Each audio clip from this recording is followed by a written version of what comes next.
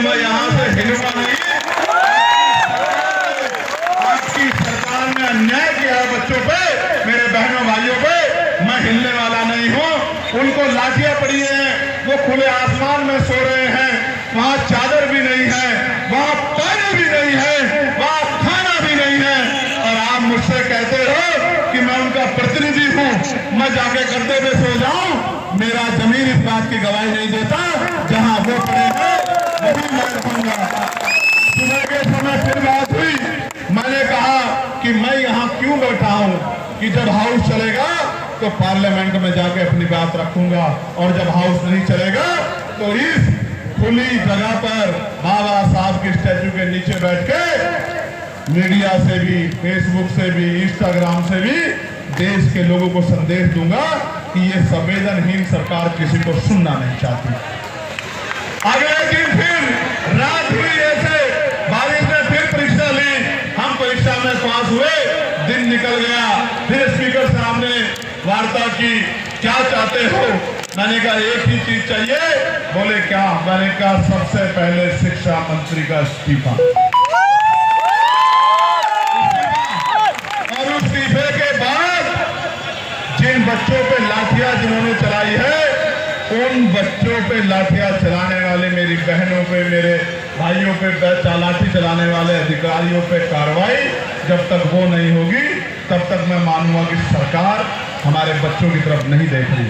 फिर दोपहर में इस सरकार के दो बड़े मंत्री, एक कानून मंत्री और दूसरे सामाजिक न्याय अधिकारिता मंत्री मेरे पास आए कि भाई इतनी गर्मी में बैठे हो, बीमार हो जाओगे, उठ जाओ। मैंने कहा मुझे उठाने का एक ही तरीका है कि सबसे पहले धर्मेंद्र प्रधान जी इस्तीफा देंगे, उसके बाद मैं आपसे कहूंगा।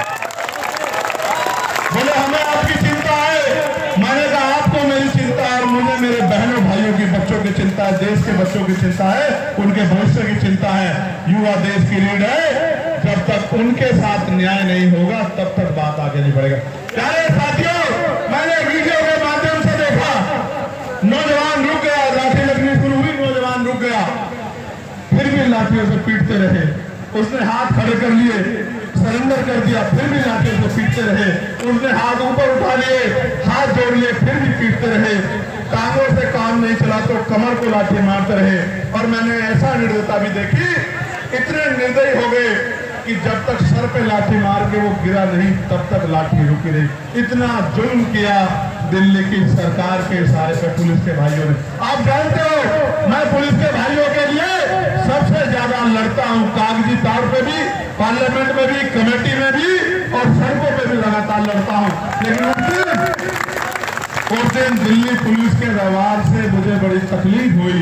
सारे पुलिस के भाई गलत नहीं हैं, लेकिन कुछ भाइयों ने इतनी गलती की, कुछ बहनों ने इतनी गलती की कि मन में जैसे पत्थर रखा गया उनके नाम का। मेरे आज भी याद है, दिल्ली में गुरु रविदास घर का आंदोलन हुआ था, एनआरसी का आंदोलन हुआ था, पूरी रात दिल्ली पुलिस ने मुझे पीटा था, मेरे नाखून खींच लिए थे, मेरे दांत तोड़ दिए थे, मेरी रीढ़ की हड्डी में गैप है। मैं जानता हूं कि जो पकड़े गए होंगे उनके साथ कितना अन्याय किया गया होगा, इसलिए मैं वो जगह नहीं छोड़ रहा था। फिर हमें आश्वासन दिया गया, मैंने कहा आपकी क्या मांग है? मैंने कहा मेरी कोई मांग नहीं है, उन बच्चों से आप जो प्रोटेस्ट कर रहे हैं उनसे संवाद करो, रास्ता निकालो। मैं नहीं कहता 100% मांग पूरी करो, लेकिन जो उनकी जायज मांग है वो पूरी करो। सवाल ये है, 22 लोगों की जान गई, 22 बच्चों की, किसकी वजह से गई? फेल नीट परीक्षा की वजह से। नीट परीक्षा का जिम्मेदार कौन है? कराने की जिम्मेदारी किस पे है? HRD मिनिस्ट्री पे, धर्मेंद्र प्रधान जी पे।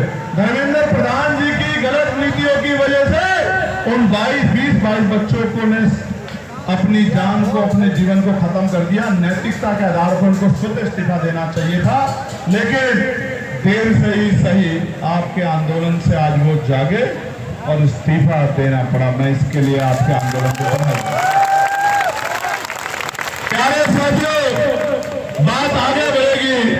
जब ये बात हुई तो मैंने मंत्रियों से कहा कि आप वार्ता करो। उन्होंने मुझसे कहा कि हम आपको विश्वास दिलाते हैं कि हम वार्ता करेंगे, और तत्काल उन्होंने मेरे सामने ही मंत्री जी से बात की और मंत्री जी ने कहा कि हम चंद्रशेखर जी से कह दो कि हम वार्ता करेंगे, लेकिन वो हट त्याग दे, वो अपनी बात लोकसभा में आके कहे। मैंने उनसे कहा ठीक है, मैं लोकसभा में आके अपनी बात कहूंगा, लेकिन मैं इंतजार करूंगा कि आपकी तरफ से वार्ता की घोषणा होती है नहीं होती है। कुछ ही देर बाद मेरे संज्ञान में आया कि अगले दिन 12:30 बजे वार्ता का समय रख दिया गया। फिर मैं सुबह के समय मैंने ये आंदोलन छोड़ दिया और मैं शाम के समय मुझे और तकलीफ कब हुई कि जब सर्वोच्च न्यायपालिका का एक मीडिया के जरिए मैंने बयान देखा जहां हमारे चीफ जस्टिस ऑफ इंडिया, हालांकि उन्होंने कल सफाई दी अपनी, कहा कि मैंने ऐसी कोई बात नहीं कही थी, एक कागज को लेकर बात कही थी, आप नोटिस कर लेना।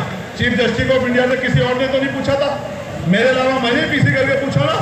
उन्होंने कल जवाब देके कहा कि मैंने ऐसा नहीं कहा, कहीं ऐसा मेरा कोई बयान नहीं है। लेकिन मेरे मन पे जब बड़ा जोर पड़ा, जब हमें कोई मारता है, जुल्म करता है, अन्याय करता है, हम कहाँ जाते हैं? Police station. और अगर जब पुलिस मारती है, सरकार मारती है, तो कहाँ जाए? न्यायपालिका। और जब न्यायपालिका कह दे कि हमें वीडियो देखने का समय नहीं है, अन्याय देखने का समय नहीं, तो फिर कौन सा रास्ता बचा है? फिर वही रास्ता बचा है जिसको संघर्ष का रास्ता कहा जाता है। इसलिए मैंने कहा कल सुबह पत्रकार वार्ता होगी, प्रेस कॉन्फ्रेंस होगी, दिल्ली में होगी और ऐलान होगा। और ऐलान किया गया कि 25 तारीख को पूरे प्रदेश और देश में सभी जिला मुख्यालयों पे धरना प्रदर्शन किए जाएंगे, ज्ञापन दिए जाएंगे कि शिक्षा मंत्री इस्तीफा दे। और आज वो दिन है जहां पूरे देश में विभिन्न जिला मुख्यालयों पे पार्टी के लोग, संगठन के लोग अपना ज्ञापन दे रहे हैं। उसी कड़ी में मैं भी यहाँ हूँ। लेकिन आपको जानकर अचरज होगा, कल मुझे ये बताया गया कि उत्तर प्रदेश के कई जिलों में जो प्रेस वाले हैं, जो प्रेस चलाते हैं, हमारे लोग ज्ञापन वो बनवाने के लिए गए, ये बैनर तो दुकानदार भाइयों ने